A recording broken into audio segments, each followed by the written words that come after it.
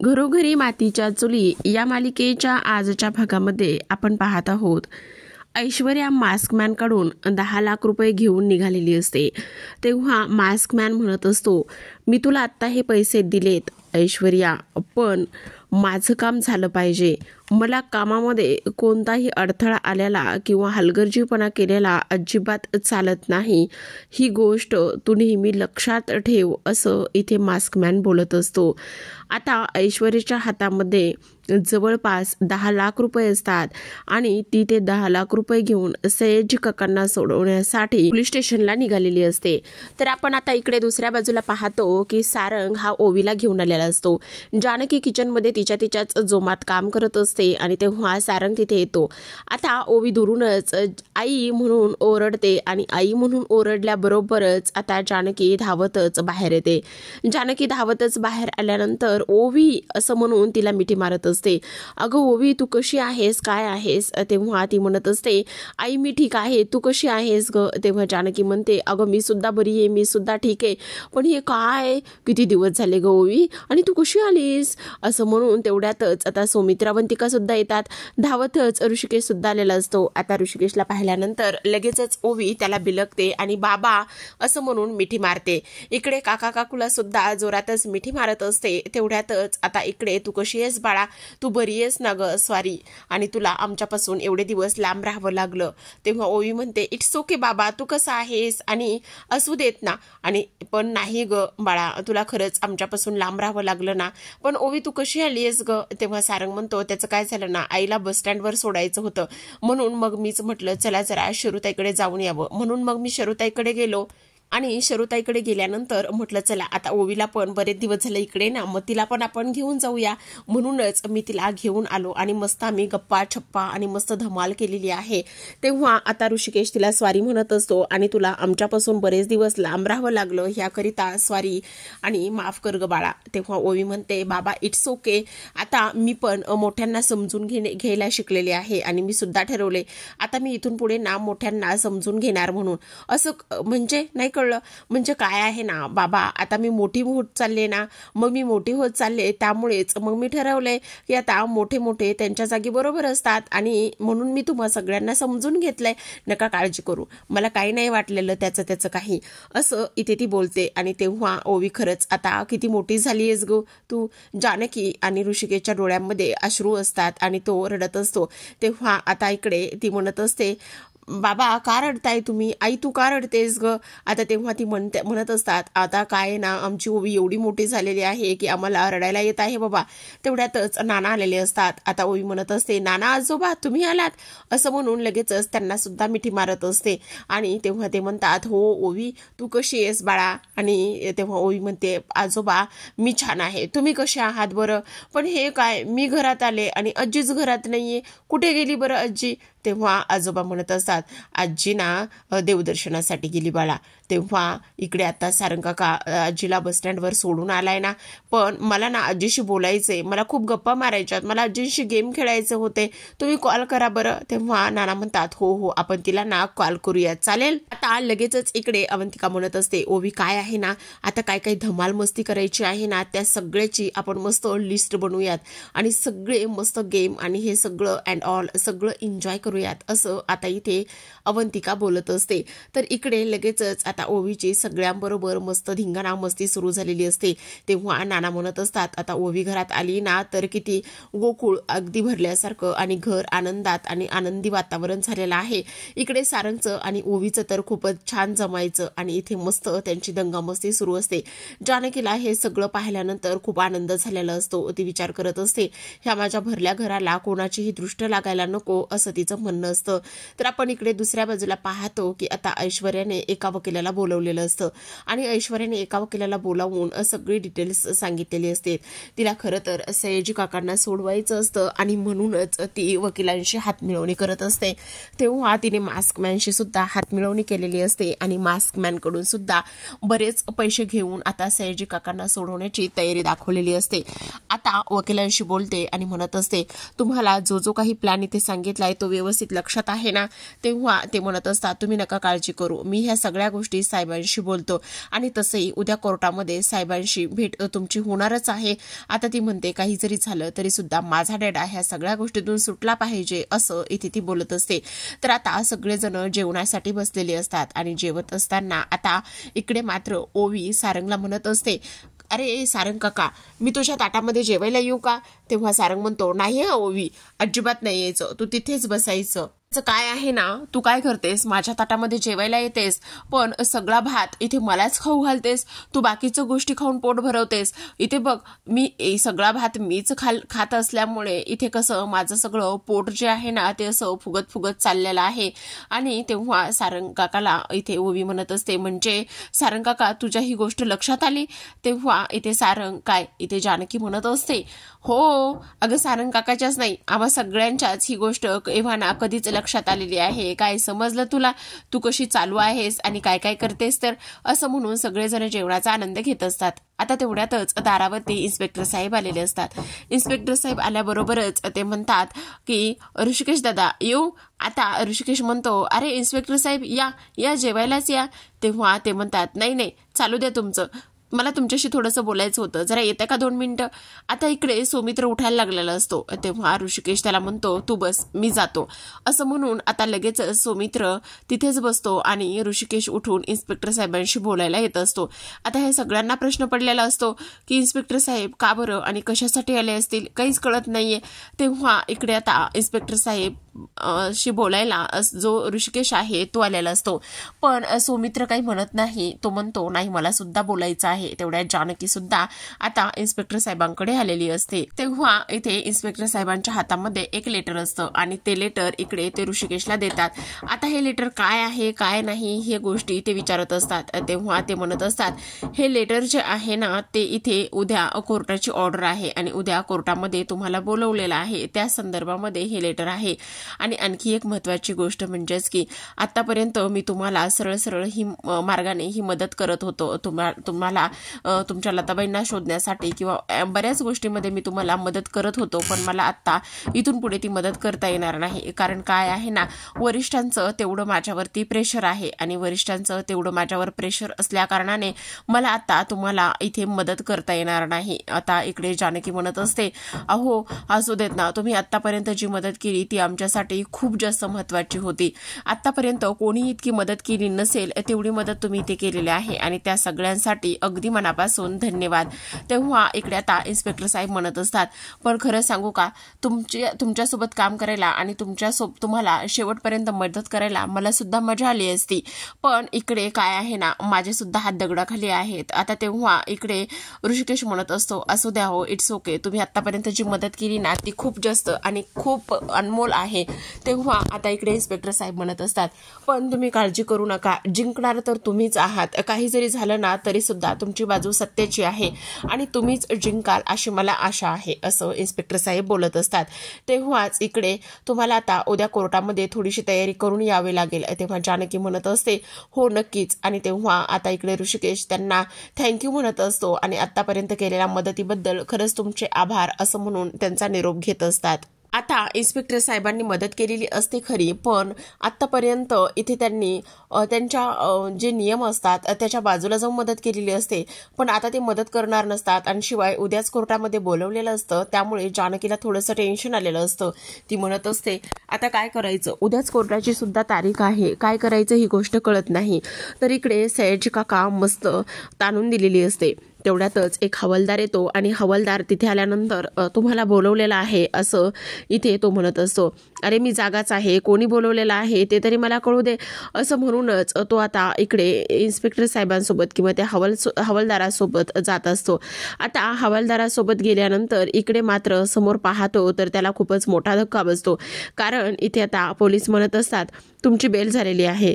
काय बेल झालेली आहे असं इथे बोलण्यात येतं. आणि कोणी केलेली आहे बेल असं विचारल्यानंतर मात्र समोर व्यक्ती असते ती म्हणजेच की त्यांची मुलगी. आणि ऐश्वर्या तू माझी बेल केलेली आहे असा प्रश्न आता इथे त्यांना पडलेला असतो. तेव्हा इथे ऐश्वर्या म्हणत असते हो डाडा मीच असं म्हणून. आता खरं तर तिने इथून त्याला सोडवलेलं असतं. ही गोष्ट जरी खरी असली तरी सुद्धा आता ऐश्वर्याने आत्तापर्यंत मला सोडवलं नाही ही गोष्ट मात्र सयाजी काकांच्या मनात आलेली असते. तेव्हा ऐश्वर्या म्हणत असते हो, आणि उद्या कोर्टामध्ये जरी तारीख असली ना तरी सुद्धा बेस्टातला बेस्ट वकील आपण इथे पाहायचा आहे आणि बेस्टातला बेस्ट वकीलच इथे आपण निवडायचा आहे. आणि काही झालं तरी सुद्धा आता इथे कोर्टात जरी ही तारीख गेली, कोर्टात जरी ह्या सगळ्या गोष्टी गेल्या ना तरी सुद्धा आपण इथे आता हरणार नाही आहोत असं सुद्धा आता इकडे ती बोलत असते. आता ह्या सगळ्या गोष्टी बोलल्यानंतर आपण कोर्टामध्ये भेटू. आणि त्याचबरोबर जे मेन वकिलाचे असिस्टंट असतात ते सुद्धा म्हणत असतात की आता साहेबांशी जे काही बोलणं आहे ते कोर्टामध्ये होणारच आहे. आणि तेव्हा इकडे इन्स्पेक्टर साहेबांनी जानकी आणि ऋषिकेशला सांगितलेलं असतं की त्यांनी असा वकील बोलवलेला आहे किंवा बघितलेला आहे की जो वकील इथे आता एक गोष्ट करतो म्हणजे की तो समोरच्या व्यक्तीकडून ज्याचं खरं जरी असलं तरी सुद्धा त्याच्या शब्दामध्ये अडकून तो त्याला पाहिजे तेच बोलून घेतो असं सांगण्यात आलेलं असतं. तर आता आपण इकडे पाहतो की इकडे सयाजी काका म्हणत असतात ऐश्वर्या मॅडम धन्यवाद हां, पण मला एक गोष्ट कळली नाही ऐश्वर्या मॅडम, तुम्ही आम्हाला सोडवण्याचे एवढे कष्ट कसे काय घेतले? नाही म्हणजे तुम्हाला आत्तापर्यंत ह्या बापाची काळजी वाटली नाही, आत्तापर्यंत कधी तुम्ही ह्या बापाकडं फिरकून सुद्धा बघितलं नाही. मग मला सांगा तुम्ही आत्ताच का बरं इथे आम्हाला सोडवलेलं आहे? ही गोष्ट तर मला कळत नाही बरं, काय चाललेलं काय आहे असं इथे आता ते बोलत असतात. आणि तुमचे मनापासून आभार बरं का ऐश्वर्या मॅडम असं इथे ते बोलत असतात. आता ह्या सगळ्या गोष्टी बोलल्यानंतर ती म्हणत असते डॅडा असं का बोलताय? तेव्हा इथे तो म्हणत असतो अरे असं का बोलताय म्हणजे असं बोलू नको का? कारण इथे जेव्हा ऐश्वर्याला कुठल्या गोष्टीची गरज पडते तेव्हाच इथे आता ती मला बोलवते. ही गोष्ट तर मला समजलेली आहे, ह्या गोष्टीमध्ये तर वावगं काहीच नाहीये. तेव्हा इकडे पण असू देत, तू ना ह्या सगळ्या गोष्टी माझ्यावरच गेलेली आहेस, मी सुद्धा अगदी तसाच आहे ना, म्हणूनच तू माझ्यावर गेलेली आहेस. पण झालंय काय ते सांग. आता तेव्हाच इकडे ऐश्वर्या म्हणत असते झालंय खूप काही झालेलं आहे. त्या लोकांनी मला घराबाहेर काढलंय, त्या लोकांनी माझ्यासोबत खूप चुकीचं वागलंय डॅडा, खूप चुकीचं वागलंय. त्या लोकांना मी ते धडा शिकवल्याशिवाय राहणार नाही असं इथे ती बोलत असते. आता ह्या सगळ्या गोष्टी इथे ती बोलल्यानंतर आपण पाहतो की इकडे ज्या पद्धतीने तिला घराबाहेर काढलेलं असतं ते सगळं इथे आता ती सयाजीला सांगण्याचं काम करत असते. आणि तेव्हा ती म्हणत असते ह्या लोकांची एवढी हिंमत झालेली आहे की मला घराबाहेर काढलेला आहे. तुम्हाला एक गोष्ट सांगू डॅडा, सारंग जिवंत होता, तो मेला नव्हता. तेव्हाच इकडे आता सयाजी काका म्हणतात म्हणजे त्या लोकांनी तुझ्या बाबतीत सगळा सापळा रचलाय? हो डॅडा, त्या लोकांनी माझ्या बाबतीत सगळा सापळा रचलाय आणि सापळा रचूनच त्यांनी मला हे सगळं काही माझ्यासोबत केलं आहे. त्यांची एवढी हिंमत झाली की इथे माझ्या मुलीला सयाजीच्या मुलीसोबत असं वागण्याची एवढी हिंमत झाली असं इथे आता ते बोलत असतात. त्याचबरोबर आपण पाहतो की आता इकडे दुसऱ्या बाजूला जानकी खूपच टेन्शनमध्ये असते. आणि जानकी टेन्शनमध्ये असताना आता इकडे सगळेजण विचार करत असतात. आता इकडे जानकी म्हणत असते काय करायचं, कशा पद्धतीने ह्या सगळ्या गोष्टी करायच्या काहीच कळायला मार्ग नाहीये. म्हणजे एवढ्या कमी वेळामध्ये कसे पुरावे सादर करायचे. आणि इकडे तर त्या वकिलाने असं सांगितलेलं आहे की इथे जो दुसरा अपोजिटचा वकील आहे तो सुद्धा खूपच शातीर आहे. आणि इकडे मात्र मला तर खूपच टेन्शन आलेलं आहे. तर जानकी पुन्हा म्हणत असते पण एक गोष्ट मात्र नक्की आहे, आपली बाजू सत्याची आहे आणि सत्याची बाजू असल्यामुळे आपल्याला काही घाबरण्याची गरज नाहीये असं इथे ती बोलते. तेव्हाच आता पण काय करायचं हा प्रश्न सुद्धा इथे तिच्या मनामध्ये सुरू असतो. तेव्हा आता इकडे सौमित्र म्हणत असतो वहिनी तू नको काळजी करू, काहीतरी ह्या सगळ्या गोष्टीतून मार्ग हा नक्कीच निघेल. असं बोलल्यानंतर आता काय मार्ग निघेल काय नाही ह्या गोष्टी ते समजायला त्यांना कळत नसतं, पण काहीतरी मार्ग हा काढावाच लागेल असा इथे विचार करतात. मग वहिनी मला एक गोष्ट सांग, त्या दिवशी जो काही इथे व्यवस्थित सीन झालेला आहे तो व्यवस्थित तू आठव, काय काय झालं होतं ह्या सगळ्या गोष्टी तू आठव असं आता इथे ते बोलणं सुरू असतं. आता तेव्हाच इकडे नक्की म्हणत असते, मी घरीच होते, अंगणामध्ये मला ती चिठ्ठी सापडली आणि ती चिठ्ठी घेऊन मी देवळामध्ये आईला शोधायला गेले आणि जेव्हा मी आईला शोधायला गेले तेव्हा मात्र इथे मला तिथे आई दिसली. आईने सांगितले, मी तुझी आई आहे. मग आम्ही रात्रभर तिथेच बसलो. आईने मला इथे शिरा भरवला आणि शिरा भरवल्यानंतर मला तशीच तिथे झोप लागली. मग मी जेव्हा सकाळी उठले आणि सकाळी उठल्यानंतर पाहते तर काय, तिथे आई नव्हती आणि आई नव्हती तर आई कुठे गेली होती. माझं डोकं मात्र खूप जड झालं होतं. मला कळत नव्हतं काय बोलावं, कसं वागावं म्हणून मी आईला सगळीकडे शोधत राहिले, पण आई मात्र मला कुठेच सापडली नाही. आणि तेव्हा मात्र इकडे आता तो म्हणत असतो, हे एवढं सगळं झालेलं आहे. मग सारंग, त्या दिवशीचं ते जे काही पेनड्राईव्ह आहे ते इथे ऑन कर. म्हणजे मला नाही समजलं पेनड्राईव्ह का आणि कशासाठी ऑन करायचं आहे. त्यावर ती म्हणत असते, आणखी एक महत्त्वाची गोष्ट म्हणजेच की हे बघा, त्या दिवशी मला जो शिरा दिला होता ना, त्या शिरा खाल्ल्यानंतर मला कळत नव्हतं काय करायचं काय नाही म्हणून. मग आता काय करावं. तेवढ्यातच आता इकडे सौमित्र सारंगला ते पेनड्राईव्ह लावण्यासाठी सांगत असतो. ते पेनड्राईव्ह जे आहे ना, तू इथे ऑन कर. ते पेनड्राईव्ह जर ऑन केलं तर लावलं तर आपल्याला बऱ्याच काही गोष्टी, बरेच काही क्लू इथे मिळू शकतात, असं इथे त्याचं म्हणणं असतं. आणि ह्या सगळ्या गोष्टी इथे त्याने केल्यानंतर आपण पाहतो की आता जानकीनं सविस्तर त्या दिवशी जे काही झालेलं आहे त्या सगळ्या गोष्टी इथे सांगितलेल्या असतात. आता पेनड्राईव्ह पाहिल्यानंतर ह्या लोकांना थोडासा धक्का बसतो, कारण पेनड्राईव्हमध्ये इथे त्या दिवशी श्रावणी सोमवार होता ही सुद्धा गोष्ट आता इथे सांगण्यात आलेली असते. आणि श्रावणी सोमवार असल्या कारणाने मंदिरामध्ये सुद्धा बरीच अशी गर्दी होती असं सुद्धा इथे ती बोलते. आता हे पेनड्राईव्ह मधील जो व्हिडिओ आहे, ज्या व्हिडिओमध्ये इथे आता लताबाईंना ढकलण्याचं काम एका व्यक्तीने केलेलं आहे, पण ती व्यक्ती कोण आहे, तिचा चेहरा नाही, फक्त पाठमोरी दिसत आहे असं इथे आता त्या व्हिडिओमध्ये स्पष्टपणे दिसलेलं असतं. आता तेव्हाच सौमित्र म्हणत असतो, दादा मला एक सांग, त्या मंदिरामध्ये तिथे अवतीभोवती तुझी बरीच ओळख आहे ना. तेव्हा इथे ऋषिकेश म्हणत असतो, हो रे, माझी खूप तिथे ओळख आहे, पण त्याचं काय आता. मग झालं तर आत्ताच्या आत्ता आपल्याला त्या मंदिराकडे जायचं आहे. आत्ताच्या आत्ता तिथे जाऊन आपल्याला त्या सगळ्या गोष्टी शोधायच्या आहेत असं इथे तो बोलतो. हो, पण ते सगळं ठीक आहे, चल मग आता लगेचच आपण जाऊया.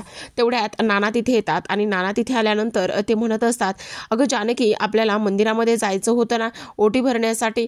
तेव्हाच आता जानकी म्हणत असते, हो जायचं आहे ना, पण आता इकडे ऋषिकेश म्हणतो, आपल्या सगळ्यांना नाही ना जायचं. नाही. तेव्हा नाना म्हणतात, नाही सगळ्यांना नाही, आम्हाला ओटी भरायला जायचं होतं. असं म्हणून आता ती लोक ओटी भरण्यासाठी जाणार असतात. तर हे दोघं जण त्या मंदिरामध्ये पुन्हा ते CCTV फुटेज वगैरे काही मिळतं की नाही या गोष्टीबद्दल चौकशी करण्यासाठी तिकडे निघालेले असतात. तर आपण इकडे दुसऱ्या बाजूला पाहतो, आता दरवाजा वाजलेला असतो. कावेरी दरवाजा येऊन उघडते तर समोर सयाजी दिसतो आणि सयाजी दिसल्याबरोबर आता इथे ती म्हणत असते, तुम्ही यावेळेला इथे असं म्हटल्यानंतर का तुला आनंद नाही झाला का, आणि मी यायला नको होतं का तुला एकटीलाच राहायची सवय झालेली आहे. आता इकडे हे दोघं जण आतमध्ये येतात आणि तेव्हा ती म्हणत असते, पण तुम्हाला कोणी सोडवलं. तेव्हा सयाजी म्हणतो, आता नवरा जेलात आहे, त्याला सोडवायचे तुम्ही थोडे सुद्धा कष्ट घेतले नाहीयेत. तुम्हाला त्याविषयी आणि आमच्याविषयी कधीच काही वाटलं नाहीये, पण तुम्हाला सोडवलं तरी कुणी. असं म्हटल्यानंतर आता लगेचच पाठीमागून आवाज येतो, तो असतो ऐश्वर्याचा. ऐश्वर्या म्हणते, मी सोडवलं आहे त्यांना. असं म्हटल्यानंतर आता इकडे तू सोडवलंस, अगं पण कसं शक्य आहे आणि एवढा सगळा पैसा कुठून आणलास. तेव्हा ती म्हणत असते, माझ्या डॅडासाठी मी इथे काहीही करायला तयार आहे, समजलं तुला, आणि तू मला ह्या गोष्टी सांगायच्या नाहीयेत. मी कसं सोडवलं, काय केलं, ह्या गोष्टी मला अजिबात मान्य नाहीयेत आणि मी ते अजिबात ऐकून सुद्धा घेणार नाहीये, समजलं. आणि इकडे आता लगेचच ती म्हणत असते, त्यासाठी बक्कळ पैसा, ही ऐश्वर्या तिच्या डॅडासाठी काहीही करू शकते, समजलं, आणि केला मी सगळा बक्कळ पैसा जमा आणि सोडवलं माझ्या डॅडांना, असं ऐश्वर्या बोलत असते. पण ऐश्वर्या, मला एक गोष्ट सांग, तू गेली कुठे होतीस आणि जेव्हा जातेस तेव्हा मला काहीच न सांगता तू निघून गेलेली आहेस घरामधून, हे सगळं काय चाललेलं आहे तुझं, असं सुद्धा आता इथे ती बोलत असते. तेव्हा आपण पाहतो की ह्या सगळ्या गोष्टी अशा झाल्यानंतर आता ऐश्वर्या म्हणत असते, ते मी तुला का आणि कशासाठी सांगू, ते मी सांगण्यासाठी अजिबात बांधील नाहीये आणि मला तुला ती सांगण्याची सुद्धा इच्छा नाहीये, समजलं तुला. त्यामुळे तू मला ह्या गोष्टी अजिबातच विचारू नकोस काय. तेव्हा इकडे हे सगळं काही बोलल्यानंतर इकडे मात्र कावेरीला जानकीनं शांत केलेलं असतं.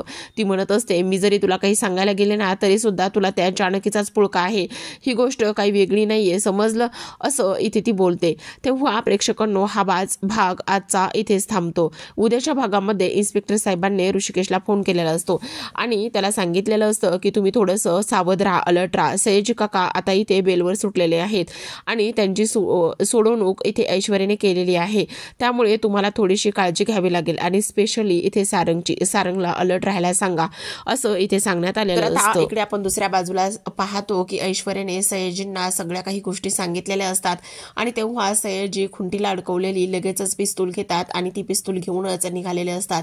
कावेरी म्हणत असते, अहो तुम्ही हे काय करताय, पण आता सयाजी म्हणत असतो नाही. तेव्हा जो सारंग आहे तो इथे चितेवर चढला नव्हता, पण आता मात्र त्याची इथे चिता उठणारच. त्याने माझ्या ऐश्वर्याला, माझ्या आयुष्याला चीट केलेला आहे, त्यामुळे मी ह्या सगळ्या गोष्टी अजिबात मान्य करणार नाही किंवा मी त्या सगळ्या गोष्टी अजिबात समजून घेणार नाही. कावेरी इथे त्याला समजावण्याचं आणि सांगण्याचं, थांबवण्याचं काम करत असते, पण इकडे मात्र ऐश्वर्या लगेचच तिचा हात पकडते आणि ऐश्वर्याने तिचा हात पकडल्यानंतर ती म्हणत असते, नाही तू अजिबात ह्या सगळ्या गोष्टीमध्ये जायचं नाही, पडायचं नाही.